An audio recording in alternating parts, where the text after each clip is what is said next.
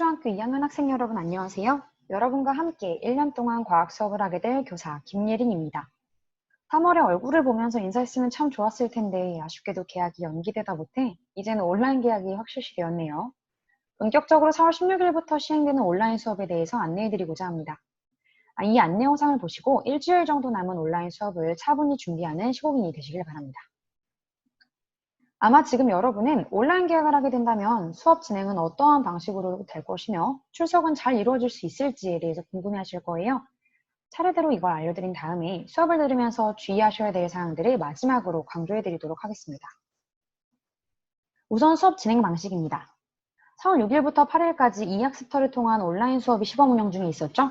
이때 첫 시간에 선생님이 URL을 통해 구글 설문으로 접속하도록 했을 겁니다. 앞으로 매 수업 시간에 여러분들이 이 하나의 구글 설문을 완성해서 응답 제출 버튼을 눌러주시면 제가 매 수업의 응답을 모아 여러분들의 수업 진행 상태를 확인하도록 할 예정입니다. 특히 1번 문항은 항상 여러분의 학번과 이름을 쓰도록 할 텐데요. 자신이 만약 3반 33번이라면 20333 김예린과 같이 정확히 학번과 이름을 모두 작성해 주시면 됩니다. 학번만 작성하시거나 203과 같이 번호는 생략하거나 이름만 작성하시는 경우에는 모두 미제출로 간주하도록 하겠습니다.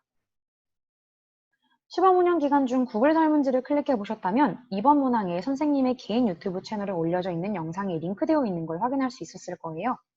앞으로도 이번 문항에는 여러분의 학습에 필요한 영상을 연결해 놓을 예정입니다. 선생님이 지금처럼 PPT를 녹화하여 촬영을 할 수도 있고 혹은 다른 유용한 영상들을 링크해 놓을 수도 있을 겁니다. 그 영상을 보신 다음에는 다시 구글 설문지로 돌아와 나머지 문항을 풀고 제출해 주시면 되겠습니다. 만약 계속적으로 온라인 수업이 연장이 되게 된다면 추가 과제가 제시될 수도 있습니다. 2학년 10개 반에 모두 동시에 안내가 될 예정이니 해당하는 내용이 생긴다면 그때 다시 공지해 드리도록 할게요. 출석에 대해서도 이야기를 해봐야 되겠죠. 이 학습터에 한 번이라도 접속을 해봤다면 매 교시의 수업 내용을 클릭했을 때 진도율이 올라가는 걸 확인할 수 있었을 거예요. 1차적으로 선생님도 역시 이 진도율을 확인하면서 여러분이 매일 수업을 듣고 있는지 실시간으로 확인할 예정입니다. 그리고 과학 수업 내용을 클릭하면 URL이 연결되어서 나오는 그 구글 설문을 제출하게 되면 해당 응답 내용을 선생님도 역시 확인할 수 있게 됩니다. 이것으로도 출석을 확인할 수 있게 되는데요. 첫 번째, 이 학습터 진도율이 있음에도 불구하고 이 구글 설문을 추가적으로 더해 확인하는 이유는 이 학습터 플랫폼의 불안정성 때문입니다. 진도율이 제대로 집계되지 않는 경우가 있어서 이를 보완하기 위함인데요. 이 학습터의 진도율이 0으로 뜨더라도 구글 설문을 제대로 제출해 주었다면 여러분이 수업을 열심히 참여한 것으로 인정해 줄 예정입니다. 하지만 반대로 진도율은 100으로 뜨지만 설문을 제출하지 않은 경우에는 당연히 어떤 결과일지 여러분들도 알겠죠? 이러한 진도율 체크와 구글 설문 제출은 모두 수업이 들은 당일 자정 이내로 끝나야 합니다. 과학 수업은 일주일에 총 4시간이 들어있습니다. 월요일부터 금요일까지 하루를 빼고 선생님과 매일 만나야 되는 거예요. 지겹다고 생각하고 있는 건 아니겠죠? 마지막으로 수업을 들으며 가장 중요한 부분을 강조해 드리려고 합니다. 과학 수업은 일주일에 총 4번이 들어있습니다. 4월 16일부터 본격적으로 시작하는 온라인 수업 내용은 이후에 여러분이 학교에 돌아와 현장 출석을 하며 진행하게 될 수업과 마찬가지로 평가 범위에 포함되게 됩니다. 나중에 한 번에 공부하려고 하면 참 힘든 내용이 되겠죠?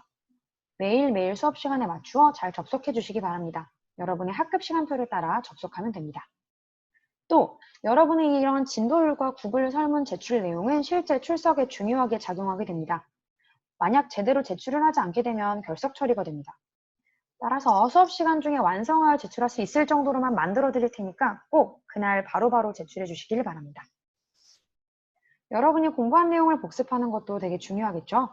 매일 공부한 내용을 정리하면서 복습하실 수 있도록 과제장이라는 이름의 형식을 만들어 놓았습니다.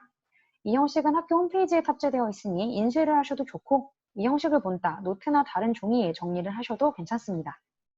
출석 수업 시에 제출을 해주셔야 된다는 점 꼭 유의하시고 복습도 열심히 하시는 15분이 되시길 바랍니다. 우리 시골계 아이들 얼굴을 보지 못한 채로 목소리로만 인사를 전하게 되어서 상당히 아쉽네요.